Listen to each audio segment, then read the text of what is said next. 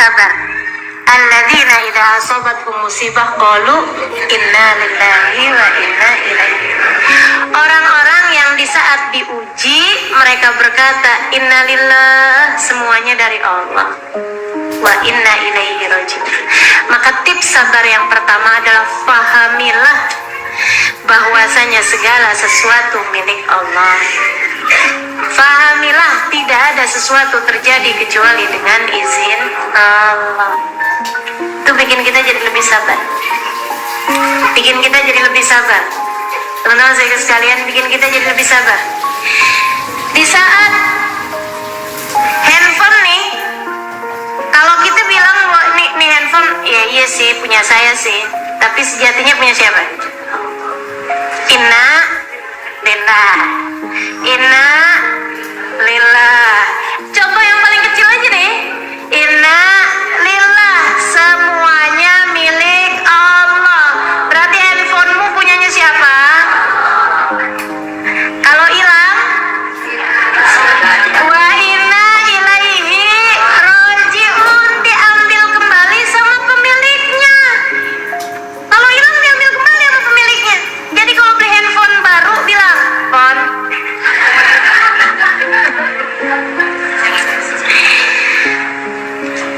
aku adalah milik Allah dan engkau pun milik Allah. Akan ada waktu kebersamaan kita sampai pada waktu batas yang ditentukan oleh Allah. Ini dia. Aku menjadi milikmu dan kamu menjadi milikku. Tapi pada batas waktu yang ditetapkan oleh Allah. Semoga kita dapat bersama-sama dalam kebaikan." Handphone maksudnya. Sampai waktunya nanti, gitu kan? Pas waktu handphonenya hilang, ya sudah habis batas kebersamaan kita. Gitu. Goodbye. Ucapkan selamat tinggal bagi handphone. Kan begitu ya? Inna lillah, semuanya punyanya Allah kan? Wa inna ilaihi raji'un. Dari handphone sampai suami, teman-teman saudaraku sekalian.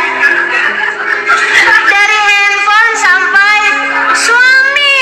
Suamimu punyamu? Bukan, dia adalah miliknya Allah. Emang sih kalau kecil mah gampang kita ngelepasnya. Begitu ya? Enggak juga saja, handphone juga berat. Iya sih. Tapi teman-teman saya sekalian, kalau kayak udah suami, anak, orang tua, kan rasanya ya Allah. Tapi ya itu tadi, inna lillahi wa inna ilaihi raji'un. Nah, terhadap hal-hal kecil ataupun hal-hal besar yang datang dalam kehidupan kita, pahami itu. Inna lillahi wa inna ilaihi raji'un. Sehingga bahkan ketika anakmu meninggal dunia, ya Allah, dia milikmu dan kembali padamu. Ummu Sulaim bisa melakukannya. Nah, saya nggak usah ulang lagi ceritanya. Ya, kan luar biasa tuh. Sampai suaminya datang, dia sendiri yang ngabarin. Cara ngabarinnya gitu, kalau ada tetangga minjemin sama kita barang, katanya gitu. Barangnya diambil lagi. Kita berhak marah apa enggak? Nggak boleh, kata Abu Thalha. Balikin. Harus balikin. Lega hati. Habis itu bilang, Abu Thalha, anak kita kan titipan Allah. Maksud kamu gimana? Anak kita udah meninggal dunia, dia sudah diambil kembali oleh pemiliknya. Ya Allah, Abu Thalha marah. Karena memang tingkat kesabaran orang kan beda-beda. Nah, ini tingkat kesabarannya Sulaim udah sampai di tingkatan seperti itu. Bisa melihat anak sebagai miliknya Allah. Teman-teman saudaraku sekalian, saya muliakan. Minta kesabaran pada Allah. Dan jangan mikir kayak begini nih. Katanya ustazah ya, kita tuh nggak boleh doa minta sabar karena pasti bakalan diuji. Ya, teman-teman saudaraku sekalian, ujian tuh udah ada takarannya, tenang aja. Udah ada takarannya masing-masing. Justru kamu harus memiliki senjatanya, yaitu sabar tadi itu. Kalau kita pahami segala sesuatu milik Allah, seapa-apanya nggak bakalan sampai depresi. Menurutmu yang depresi ketika ditinggal oleh anaknya sampai kemana-mana dibawa guling? anakku pada guling karena anakku udah meninggal pikirannya nggak kuat nih buat apa namanya nerimanya. Teman-teman saya sekalian, yang nggak bisa menerima kenyataan kemudian jadi gila, menurutmu kenapa? Kalau bukan karena disebabkan tidak adanya kesabaran atau kurangnya kesabaran yang mereka punya. Jadi pilihannya mau an sabar, mau an gila.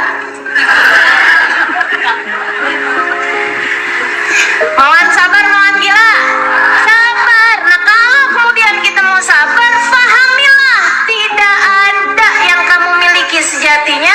Semuanya adalah miliknya Allah. Semuanya adalah miliknya Allah Subhanahu wa ta'ala. Maka ucapkan itu kepada suamimu, tapi saat dia lagi tidur aja. Gitu ya. Kalau dia lagi melek, bang, kamu adalah miliknya Allah, bang. Saat aku kehilanganmu, bang. Jangan gitulah. Jangan gitu ya. Oh, berarti kamu udah siap kehilangan saya. Baiklah. Anak-anakmu miliknya Allah Subhanahu wa ta'ala, teman-teman saudaraku sekalian. Apapun, rumahmu miliknya Allah, hartamu miliknya Allah. Nggak ada yang milikmu sejatinya, nggak ada. Harta yang sungguh-sungguh menjadi milikmu adalah yang kau makan menjadi kotoran, yang kau pakai menjadi usang, dan yang kau sedekahkan di jalan Allah. Itu yang tersisa pahalanya kelak di hari akhirat. Itu yang benar-benar milik kita sejatinya. Maka perbanyak yang menjadi milikmu. Maksudnya bukan perbanyak beli baju ya, perbanyak makan, bukan. Maksud saya perbanyak yang akan sungguh-sungguh sejatinya menjadi milikmu kelak di hari akhirat, yaitu perbanyaklah bersedekah. Saudaraku sekalian yang saya muliakan, sebab yang dimakan akan ada hisabnya, yang dipakai akan ada hisabnya. Satu-satunya yang menjadi milik kita sesungguhnya di hari akhirat adalah yang kita sedekahkan di jalan Allah. Saudaraku sekalian, pahami segala sesuatu miliknya Allah, itu akan lebih memudahkanmu untuk bisa sabar. Untuk lebih memudahkan untuk bisa sabar. Apapun kejadian-kejadian ini nggak akan terjadi kecuali dengan izin Allah. Iya apa enggak? Iya apa enggak? Teman-teman saudaraku sekalian, nih anakmu lagi jalan, kemudian ini agak berat banget nih ya. Ada seorang teman cerita sama saya, sampai sempat agak-agak goyah, dan saya memaklumi dalam artian kita sebagai seorang hamba. Kenal saya orangnya. Saudara sekalian, dia lagi jalan, dia punya anak umur 3 tahun. 3 tahunan. Dia keluar rumah, lupa kunci pintu. Dia nggak tahu kalau anaknya ngikutin dia. Nyebrang jalanan, rumahnya pas di pinggir jalanan besar, jalanan Pantura tuh. Dia lagi lewat kayak begitu, anaknya ngikutin. Dia sih waktu lewat kan nyebrang kanan kiri, liatin kanan kiri. Ada masih jauh kayaknya gitu kan. Dia keburu tuh nyebrang. Dia nyebrang, pas kemudian dia mendengar suara teriakan, dia mulai, anaknya tertabrak kontainer di belakangnya persis. Teman-teman saudaraku sekalian yang saya muliakan, hentakan-hentakan dalam kehidupan yang seperti itu. Seorang sahabat saya yang lain, sahabat dekat saya sama dia, luar biasa kedekatan saya sama dia. Dia cerita tentang ujian dalam kehidupannya. Anaknya meninggal dunia karena kena air panas. Teman-teman saudaraku sekalian yang saya muliakan, di usia sekitar 4-5 tahunan. Tahun berikutnya, tepat setahun berikutnya, anaknya yang lain kena air panas juga di rumah tetangga.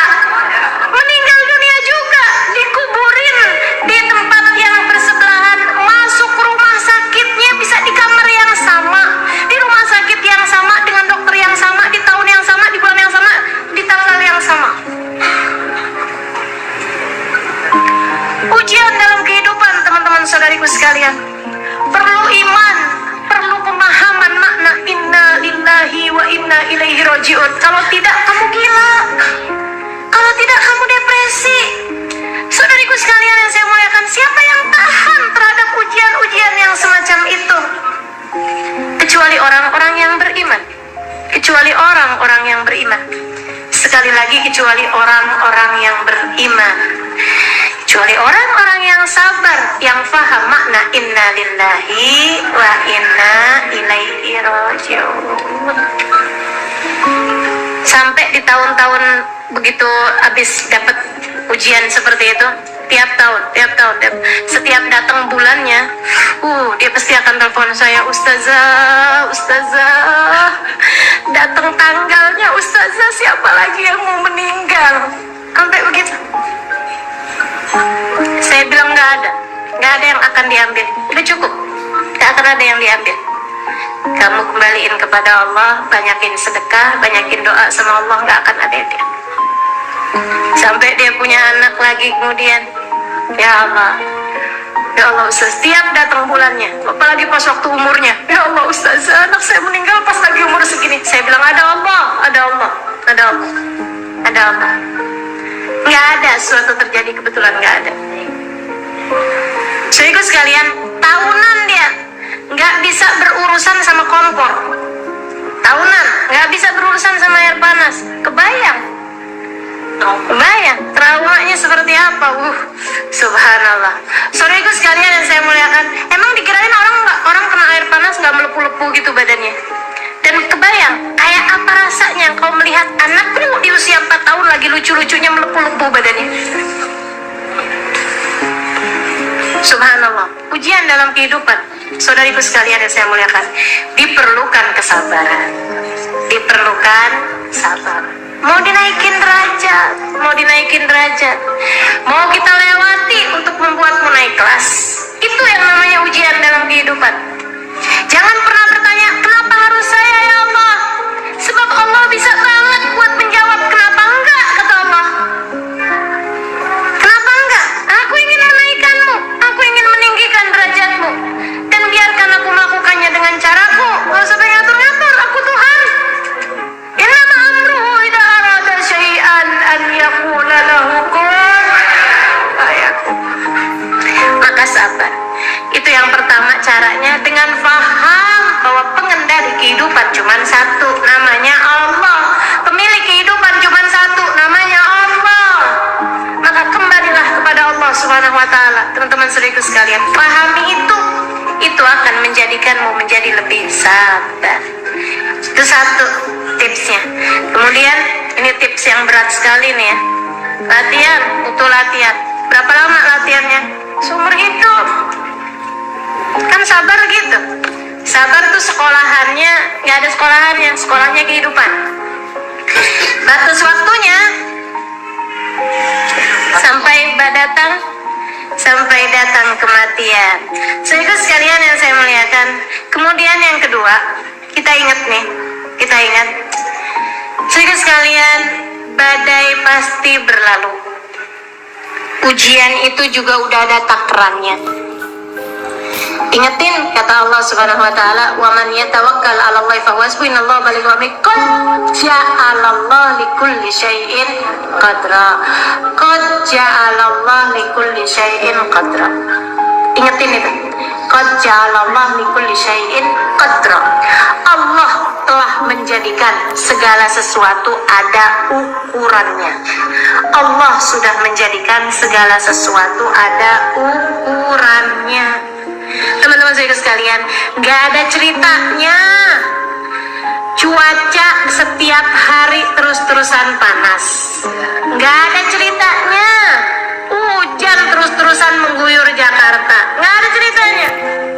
Gak ada ceritanya harinya seorang nelayan selalu di atas lautan badai terus-terusan. Gak ada ceritanya. Gak ada ceritanya orang hidup dari mulai hidup sampai meninggal dunia di usia 60 tahun, 50 tahun sakit terus-terusan. Gak ada ceritanya. Pasti semua